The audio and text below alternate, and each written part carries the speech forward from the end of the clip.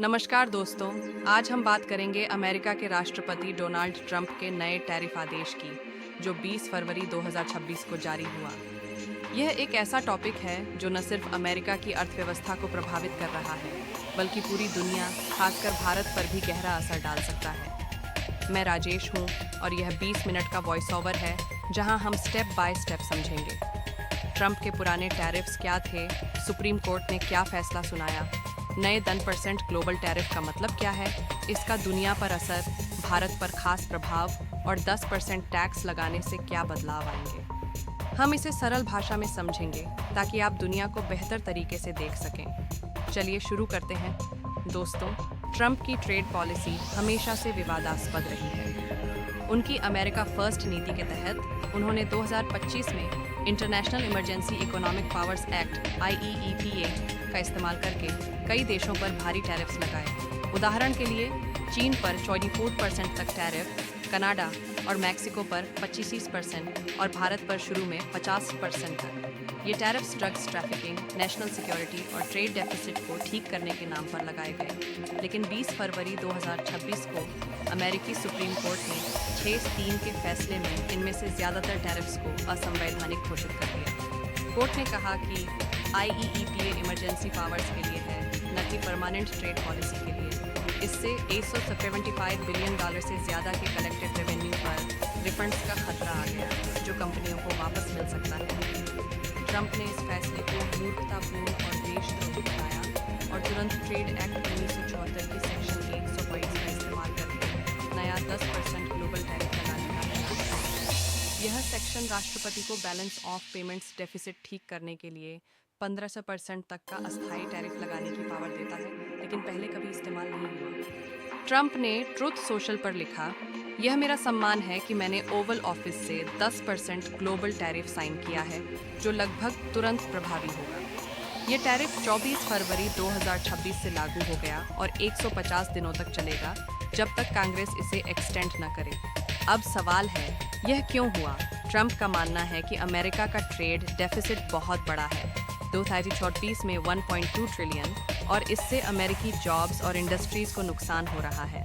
पुराने टैरिफ्स से $200 बिलियन से ज़्यादा रेवेन्यू आया, जो टैक्स कट्स की भरपाई कर रहा था। कोर्ट के फैसले से यह रेवेन्यू खोने का खतरा था, इसलिए ट्रंप ने नया तरीका अपनाया। लेकिन यह भी विवादास्पद है, क्योंकि सेक्शन 122 का इस्तेमाल पहले कभी नहीं हुआ और यह ग्लोबल ट्रेड को और अस्थिर कर सकता है।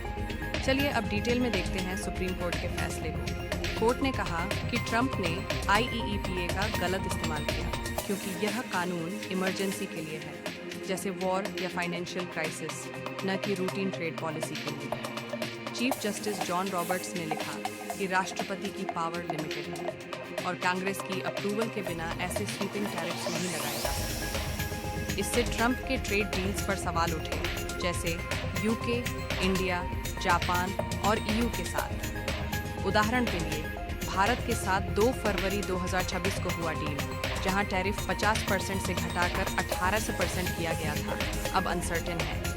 ट्रंप ने फैसले पर गुस्सा जाहिर किया और कहा कि कोर्ट अनपैट्रियोटिक है।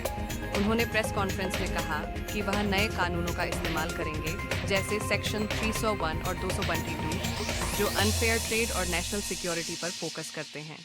इससे चाइना, वियतनाम, ब्राज़ील जैसे देशों पर नए जांच शुरू हो सकते हैं और हायर टैरिफ्स आ सकते हैं। कोर्ट के फैसले से ग्लोबल बिजनेसेस में अनसर्टेनिटी बढ़ी, क्योंकि पुराने टैरिफ्स रद्द होने से रिफंड्स का इश्यू है, जो 2-5 साल लग सकता है। लेकिन ट्रंप ने कहा, हम जो चाहें कर सकते हैं, और तुरंत 10% टैरिफ लगा दिया।